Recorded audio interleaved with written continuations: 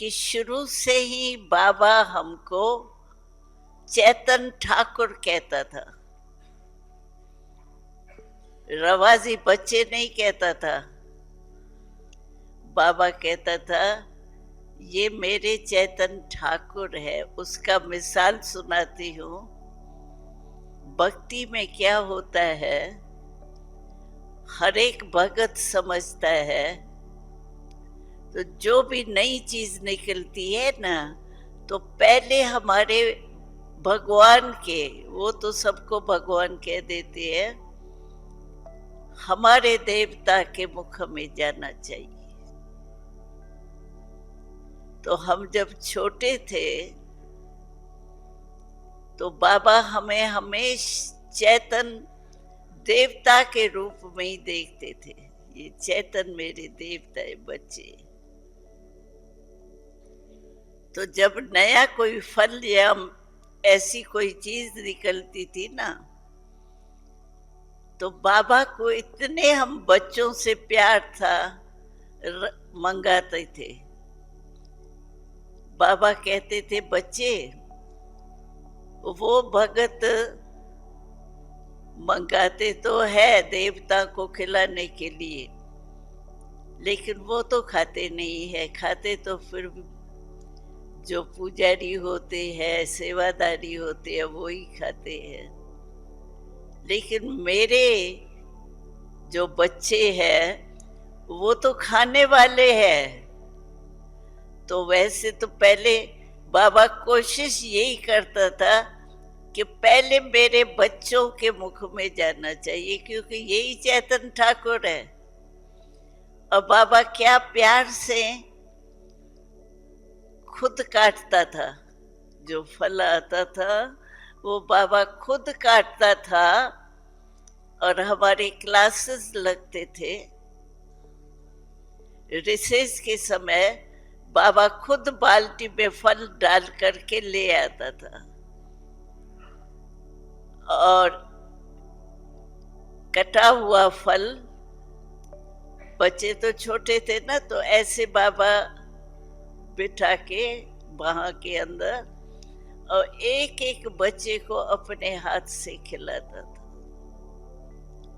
कहता था मेरे ठाकुर तो चैतन्य है, वो तो जड़ चित्र है। मेरे ठाकुर तो चैतन्य है, तो यही खा सकते हैं। सुबह को हम ड्रिल करते थे, ऐसा बाप कोई को मिलेगा तो ड्रिल करने के टाइम गुड मॉर्निंग करने बाबा एक एक से गुड मॉर्निंग करता था। रात्रि के टाइम हम सोते थे, जब तैयार होके बैठते थे तो एक एक से बाबा गुड मॉर्निंग करने आता था। बताओ ऐसा बाप मिलेगा किसको? ऐसा हमारा बाबा है। और बाबा की एक विशेषता थी, जो बाबा को बहुत खुशी होती थी। बच्चे, तुम भिन्न भिन्न वृक्ष की डाली मेरे पास आए, लेकिन मुझे क्या बनाना है तुम्हें? एक चंदन का वृक्ष बनाना। बाबा को कोई बच्चे की शिकिल थोड़ी खुशी कम हो ना, बाबा को पसंद नहीं आता था। ब्रह्मा बाबा की विशेषता सुनाती हूँ। बाबा दूर से ही बच्चे को बुलाता था।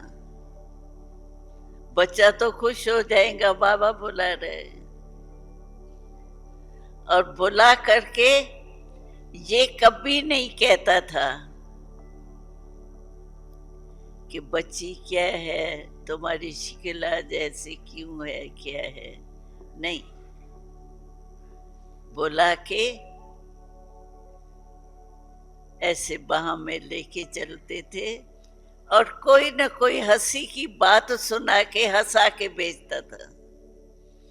ये भी नहीं कहता था क्यों बीमार हो क्या हो, ये भी नहीं कहता था, हंसा के भेजता था बस। बाबा को हमेशा अभी भी बाबा कहता है तुम्हारा चेहरा कैसे होना चाहिए। उस दिनों में छोटे बच्चे थे तो भी बाबा कहता था बच्चे तुम्हारा चेहरा कैसा खुश मिजाज होना चाहिए, जैसे खिला हुआ गुलाब होता है ना, खिला हुआ गुलाब, ऐसा तुम्हारा चेहरा होना चाहिए। वो कब हो सकता है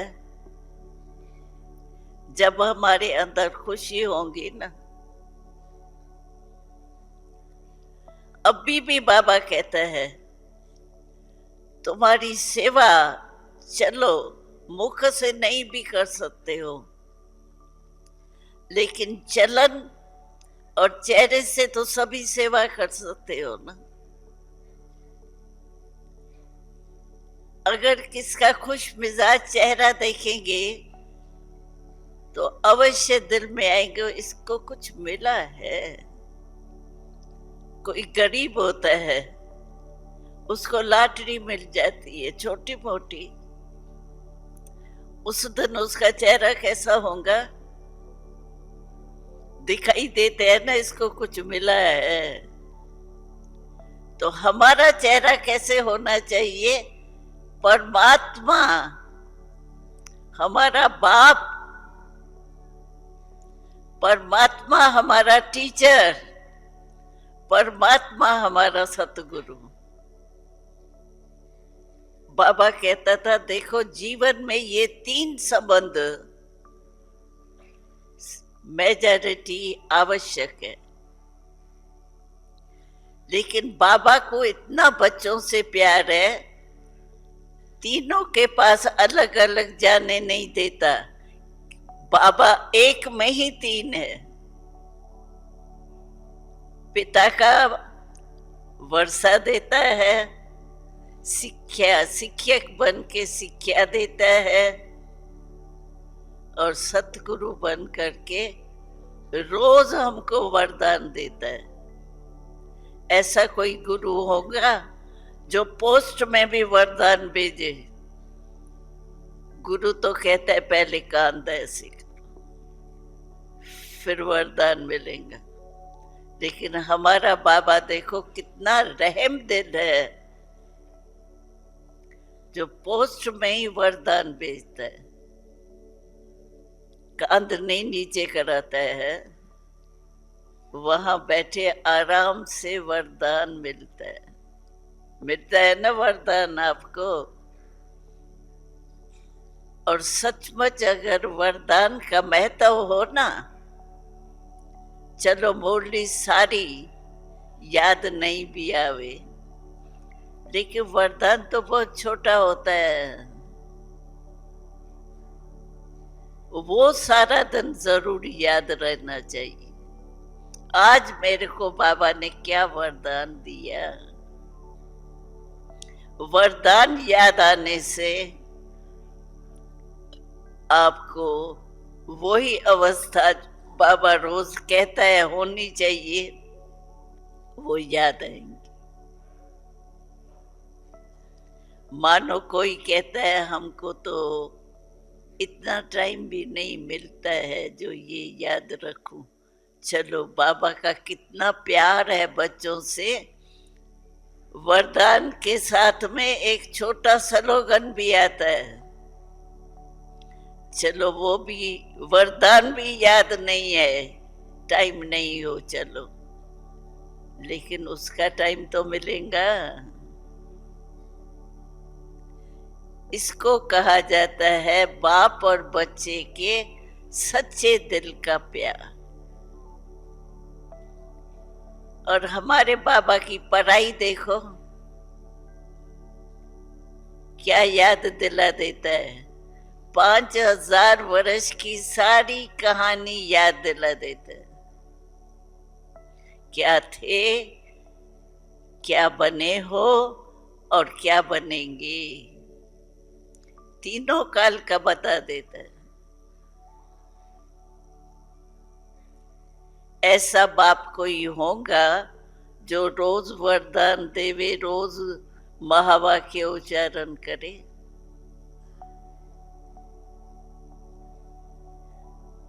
तो हम छोटे थे, लेकिन बाबा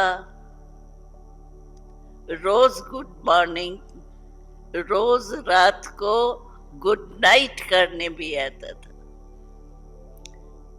हम ऊपर मच्छरदानी में सोते थे और बाबा एक एक से आके गुड नाइट करके फिर जाते। ऐसा बाप कोई का मिलेगा जो रोज मिलता हो, गुड मॉर्निंग भी करे, गुड नाइट भी करे,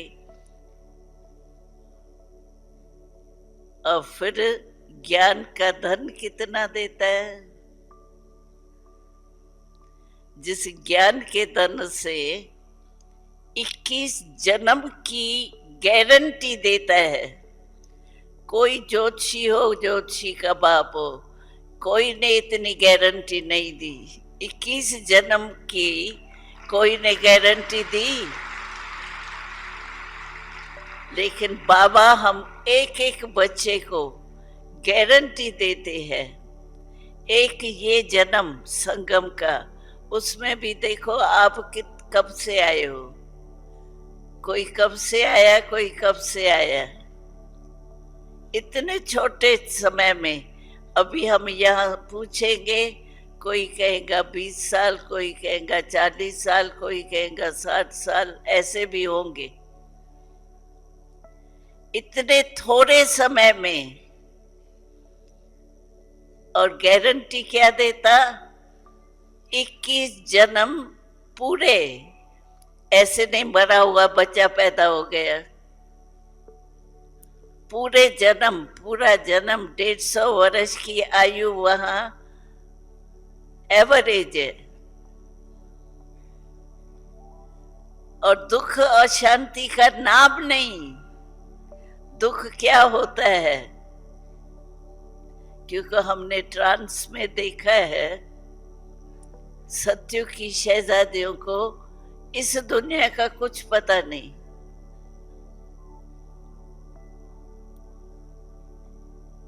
दुख क्या होता है, वो दुख शब्द कोई नहीं जानते। अशांति क्या होती है जानते नहीं। ऐसी गारंटी और कोई पिता आप बच्चे को दे सकेगा? एक जन्म की भी गारंटी नहीं दे सकते। और यहाँ 21 जन्म की गारंटी बाप की हर कल्प मिलती है हमें। हर कल्प हम होके आए हैं सत्युग के लाइफ से। ऐसा है हमारा बाबा।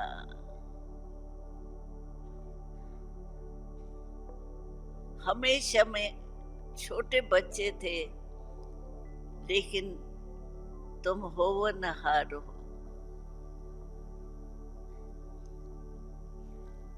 बाबा कहते हैं तुमको नशा रहना चाहिए। तुम 3 तख्त के मालिक हो। 3 तख्त अभी। एक तो हमारा सबका, ये तख्त है ही। सब आत्माएं इस तख्त पर बैठ कर के सुन रही है, देख रही है, चल रही है। दूसरा तख्त कौन सा है? बाप दादा का दिल तख्त। ये तख्त बहुत महान है। भगवान के दिल तख्त नशीन। और तीसरा तो हमारा भविष्य का राजभाग्य है ही। 3 तख्त के मालिक। कितना बाबा नशा चढ़ाता है। कितने सोमान देते हैं बाबा? सोमान की लिस्ट आपके पास है?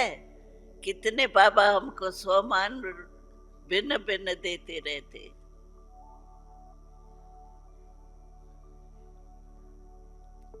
विश्व कल्याणी हो, विश्व परिवर्तक हो, विश्व का कल्याणी, विश्व कल्याणी हो। क्या क्या बाबा ने हमको सम्मान दिए हैं।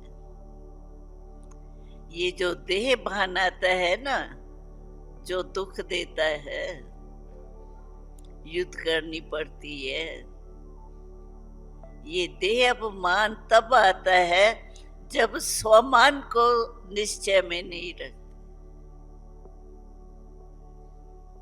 मैं आत्मा हूं, है तो सब कुछ आत्मा करने वाली ना। शरीर कुछ कर सकता है, आत्मा निकल जाती है। इतने मोटे मोटे भुंड रख देते हैं उसके ऊपर, चू भी नहीं करता। और हम आत्मा है। देही अभिमानी बाबा कितना बनाता है, और है भी आत्मा का ही मूल्य है। शरीर में आत्मा निकल जाती है, शरीर का मूल्य क्या है? कहते भी है मिट्टी मिट्टी में मिल गई। और बाबा सम्मान जो देता है वो कितना प्यारा है।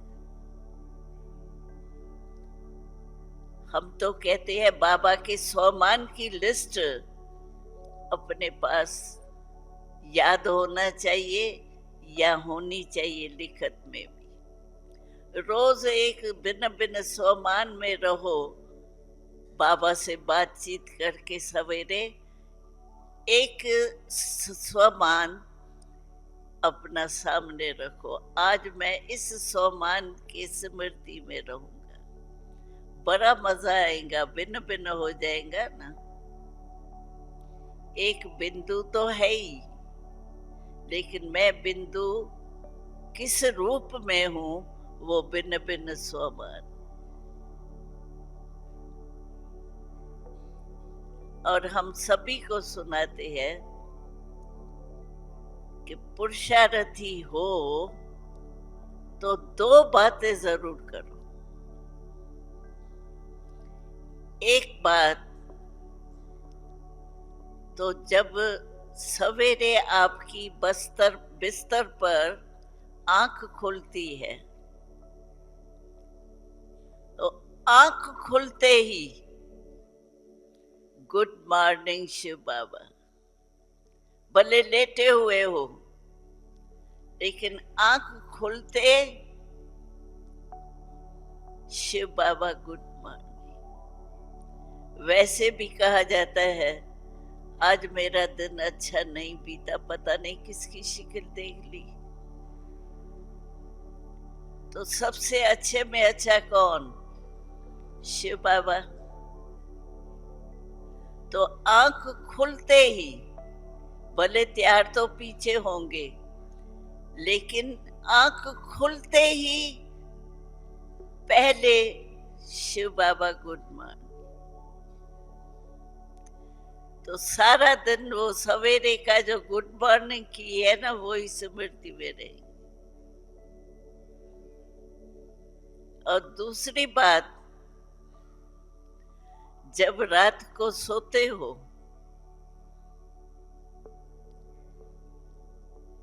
तो जो भी सारे दिन में आपके चला, चाहे अच्छा चाहे कोई खराब भी हो गया, लेकिन सारा अपना पोता मेल वो बाबा को दे के फिर सोना। अगर गलती भी हो गई हो तो अगर आप पे हिम्मत हो तो उस गलती की माफी भी ले लो, फिर धर्मराजपुरी में आपको जाना ही नहीं पड़ेगा, क्योंकि डायरेक्ट बाबा से माफी ले ली। और दूसरा इसमें फायदा क्या होता है, दिमाग में सारे दिन का जो भी किया वो भरा हुआ तो होता है ना, लेकिन बाबा को सारे दिन का दे देंगे तो आपका दिमाग बिल्कुल खाली हो जाए। कोई भी दिमाग में बात नहीं हो, खाली दिमाग हो, तो नींद कैसी आएंगी? हमने अनुभव किया है। तो 2 घंटे की नींद 4 घंटे 5 घंटे की फीलिंग कराती है। बस बाबा को गुड नाइट करेंगे तो लास्ट में बुद्धि में क्या रहेगा, बाबा गुड नाइट। तो आपका दिमाग हल्का रहेगा। और मानो होता है ये कि की हुई कल की बात फिर दूसरे दिन आ भी जाती है। उसका तरीका भी बहुत सहज अच्छा है। आपने बाबा को दे दी,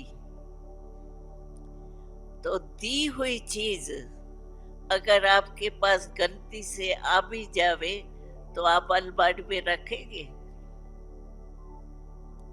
दी हुई चीज कभी भी अपने पास रखी नहीं जाती।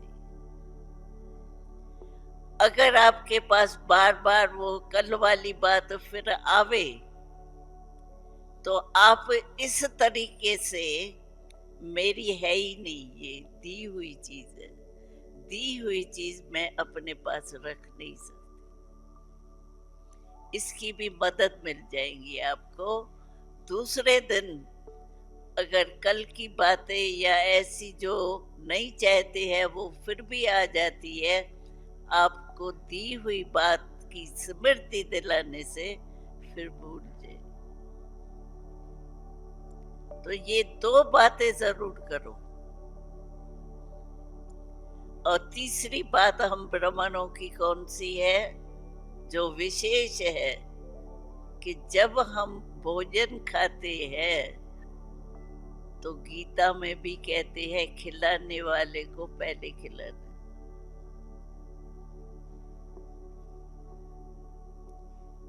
तो कभी भी भोग लगाओ अपने को। वैसे तो जनरल भोग लगाना ही ब्राह्मण लगाते ही है, और नहीं लगाते हैं तो जब भोजन तैयार हो जाता है तो भोग जरूर लगाना चाहिए। वो तो माताएं फिर विधि पूर्वक करती है, लेकिन अपनी थाली भी जब आती है पहले शिव बाबा को स्वीकार कराना चाहिए।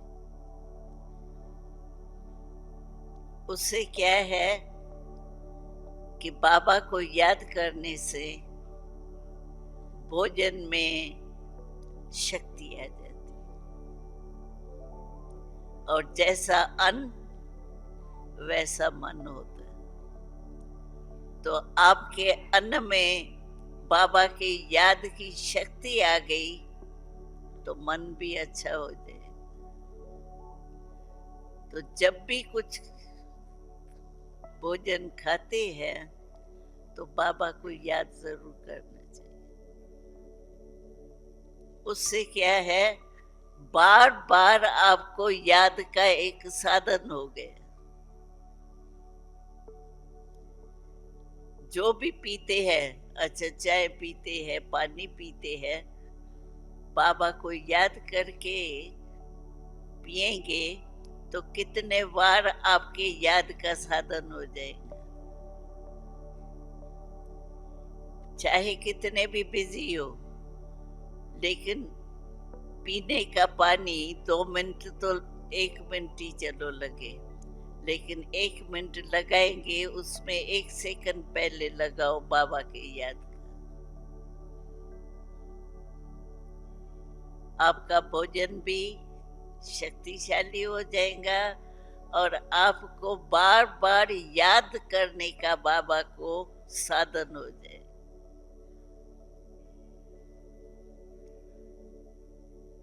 तो ये नियम तो हमारे है ही। ये भी इसीलिए है कि बीच बीच में याद का एक तरीका बन जाए। कितना भी बिजी है, पानी पीने का टाइम है तो याद करने का 1 सेकंड नहीं है। ये तो कहने की बात है, बहुत बिजी हूँ, ये हूँ, ये बहाना है। याद करो कितने जन्मों का, 63 जन्मों का पाप कर्म, व्यर्थ कर्म है। इसीलिए ये नियम अपना बहुत पक्का कर। टाइम नहीं है, ये बहाना है।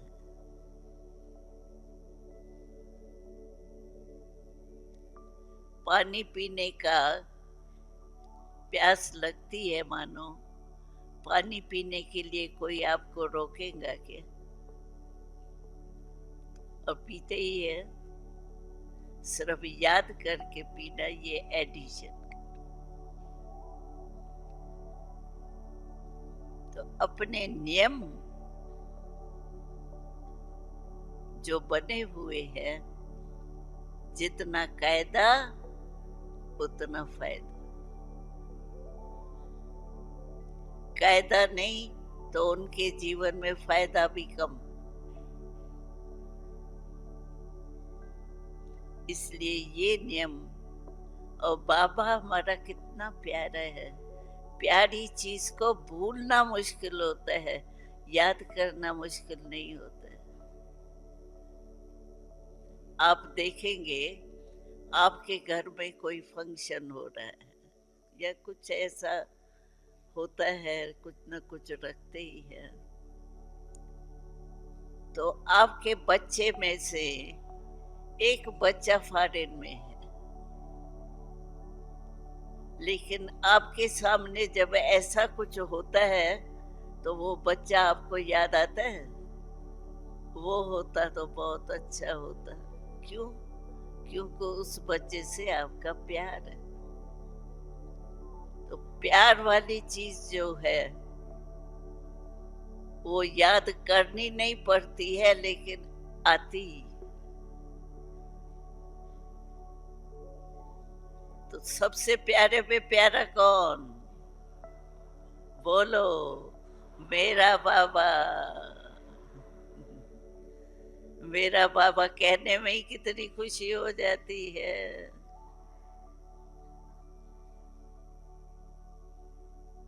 तो अपनी दिनचर्या को हमें सेट रखो।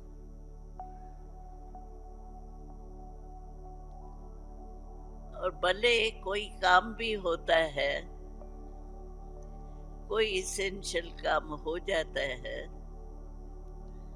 तो वो काम पूरा करके भी अपना नियम शिव बाबा को याद करने का 2 मिनट निकाल।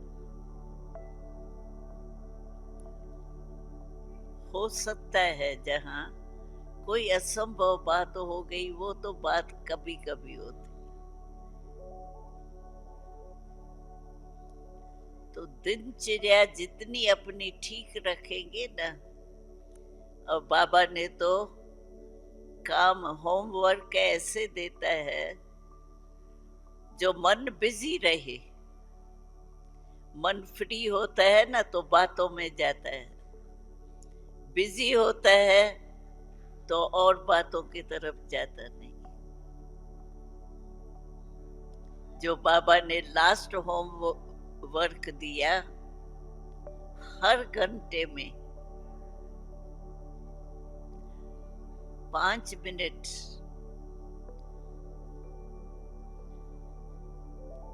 पांच अपने स्वरूप स्मृति में लाओ। कोई जल्दी भी कर सकती है। 5 स्वरूप की स्मृति करने में कोई 5 मिनट लगाता है, कोई 5 सेकंड भी लगाता है। लेकिन हर घंटे का नियम अगर आप पालन करो तो आपका रात्रि को चार्ट चेक करेंगे कितना अच्छा होगा। जानबूझ के बाबा होमवर्क देता है, क्योंकि 63 जन्म विस्मृति में रहे हैं ना, तो विस्मृति की आदत ज्यादा हो गई। अब इस छोटे जन्म में स्मृति स्वरूप बनना, तो अपने नियम बनाने पड़ेंगे ना। जहाँ कायदा वहाँ फायदा।